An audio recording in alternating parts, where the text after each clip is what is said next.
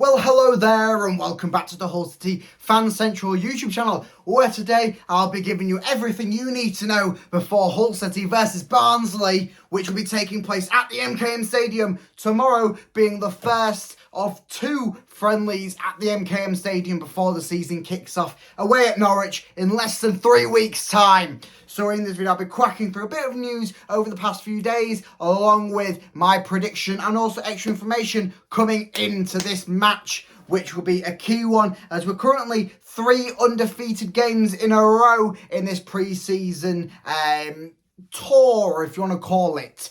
2 games in Turkey, 1 win, 1 draw, and then a win last Saturday away at Grimsby Town a couple of days ago, actually. And I've got my reaction video out for all of those. All the information on my YouTube channel. But today, let's crack into some news. I'm in the news chair, so it's news. Right, this is coming from a few days ago. Obviously, we've had a few videos where I haven't been able to get news. My shirt unboxing review yesterday. Go and check that one out. I've just got it over there. I'll be wearing it tomorrow at the game while I'll have a vlog. Right, Hull City added Jason Lakilo, who played for Istanbulspor in the second half of last season, to their squad with a testimonial. I talked to Lakilo's manager. This is coming from Vol app. On Twitter. Yeah, it was on Turkish, so I've translated it. May not be perfect. Emrah Akaya? Definitely not how you pronounce his name. I've definitely butchered it. Very, very sorry. He confirmed the transfer. Apparently 4 teams from Turkey and an Azerbaijan team also wanted the player. This contract is signed 2 plus 1 years. So that'll be 2 years plus the 1 year extension option is also available. So interesting that apparently it's deal's been done for a few days. Where is he? Who knows? Apparently we've had loads of deals done, but we haven't seen any of these players. Right, a little bit more information on players that have signed, but apparently haven't. Jason Lakilo and Ruben Vinagre deals are done, according to Liam Rosenior. So that's getting it from the horse's mouth, pretty much.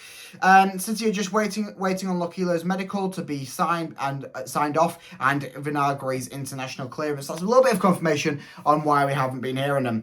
Dukan Sinik will also be reporting back to training on Monday, so that's today. Adama Traore will return on Thursday. So, a little bit of players who have been injured, and then another player who's been injured and will be out for a little bit longer. Greg Doherty is set to miss the next 6 to 8 weeks through injury, Liam Rosenior reported to BBC Radio Humberside Sport. So yeah, 6 to 8 weeks without Greg Doherty. What could that mean for the midfielder, the CDM sort of role? I don't think it'll be too much. We saw Xavier Simons do a really good job in that sort of box-to-box midfielder role on Saturday against Grimsby. I thought that he was one of the top performers in sort of his squad.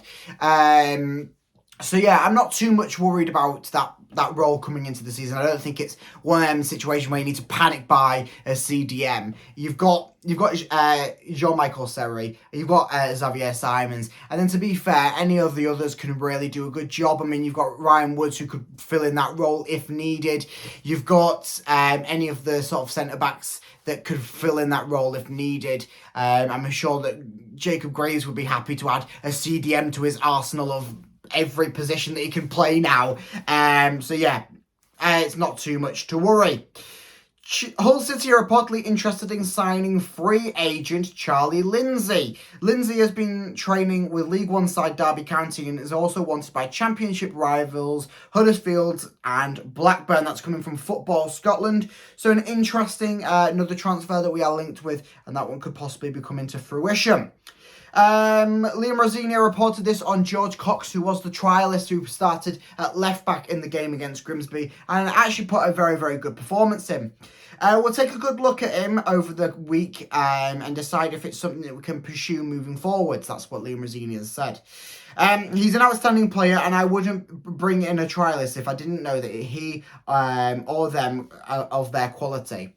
And I think that's interesting. Obviously, possibly Liam Rosina and George Cox's paths could have crossed at Brighton during both their times there. So possibly it's another one of them deals that he's bringing in from Brighton and sort of fruitioning into a top player. He is still a top player, having bounced around from a few clubs, but possibly setting down in Hull City on a free transfer is a top key. We'll see if he does start as a trialist in tomorrow's game. The formalisation of Ruben Vinagre's loan deal to Hull City will take place in the coming hours. That was reported today from Sporting France on Twitter, but it hasn't happened, so we'll see if it's one that's reported before the game tomorrow, so then Ruben Vinagre can get out there and actually play some football in a black and amber shirt. That one will remain to be seen. So I'm going to finish off with a bit of academy news before I break into my prediction.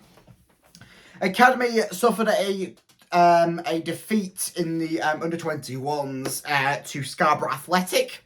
It was a 2-1 loss away, one of the trialists grabbing a goal for Hull City.